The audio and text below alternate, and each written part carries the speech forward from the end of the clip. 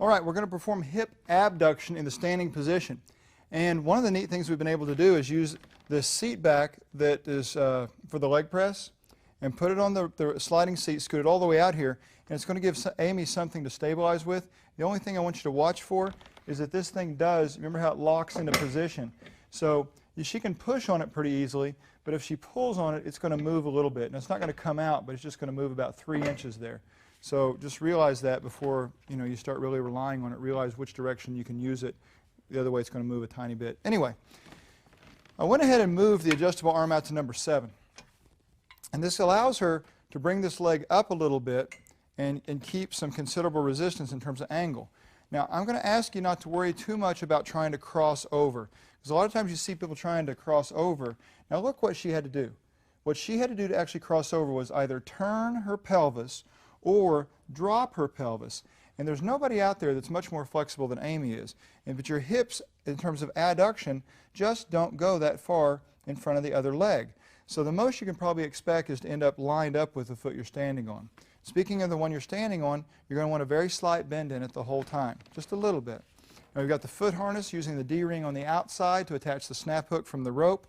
And so now she's going to reach out this way, control it into the eccentric so it's not pulling your pelvis into a big tilt sideways. You've only got at the most 40, 45 degrees out here, and some people less than that as a starting position out this way. So many variations. Watch, this is standard what she's doing right now, where she's just coming straight in and her foot is pointed straight forward. First variation, I could have her turn her toes away from me without turning anything else and just pull inward. She could turn her toes towards me, which is external rotation, and still pulling straight inward. Okay? So there's 3 variations just on the traditional straight across plane. Now I'm going to have her turn her whole body away from me at 45 degrees. So she's not really letting her leg go straight out to her side. She's letting it come back even with her in a parallel movement to the rail, the main rail of the revolution. So she's not moving out, she's not moving backwards in extension, she's moving at a 45-degree angle. And within that plane, she could also do the toe in, the toe out, all that kind of stuff for this diagonal of adduction. Now the final one is where she'd actually turn more towards me. So there's where she started. Now she turns more towards me, just 45 degrees. Nope, that's a little too far. There you go.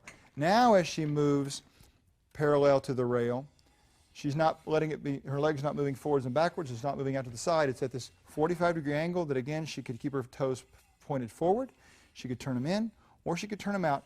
Every one of these slight variations is ever so slightly altering the contribution of the participating muscles.